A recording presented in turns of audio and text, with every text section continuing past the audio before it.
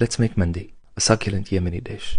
The flavors and aromas of it are extremely dangerous. The lamb is soft like butter, and the rice soaks up all the drippings. A zero-waste recipe, so simple, and only requires patience. But once you take a bite, you'll know that it was worth it. Start by mixing a couple of tablespoons of ghee with a drizzle of olive oil, a few crushed up saffron petals, a good amount of salt, and a lot of black pepper powder. Rub the mixture on a big piece of lamb.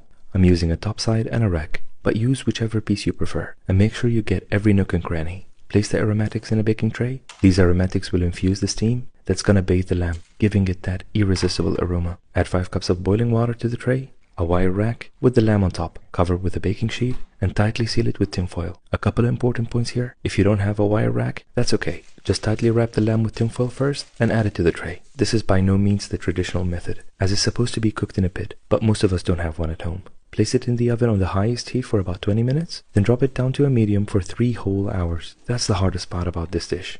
Now Mandi is perfect on its own, but the red sahawak takes it one step further. Roughly blend a couple of tomatoes with some chili, garlic, coriander, a teaspoon of cumin powder, salt, and a touch of water. The sahawak should be chunky and not too smooth. And in order to cut the prep time, wash 2 cups of long grain basmati rice and make sure it's fragrant and can soak up rich, full-bodied broths, like ganari. Then soak it in hot water for 30 minutes. Once the meat is ready, carefully remove the wire rack and you'll be left with a stunning perfumed liquid gold. Add the rice to the baking tray and make sure the level of the water is a centimeter above the rice. Place the wire rack back on top to keep dripping. Cover the tray tightly once again and place it in the oven for about 40 minutes. Once it's ready and the rice is fluffy and bouncy, take it to the next level by adding a charcoal to the tray with a drizzle of ghee or oil and smoke it for about 10 minutes. Place the rice on a serving plate, topped with a tender lamb, serve it with a sahawak, invite your loved ones, and enjoy.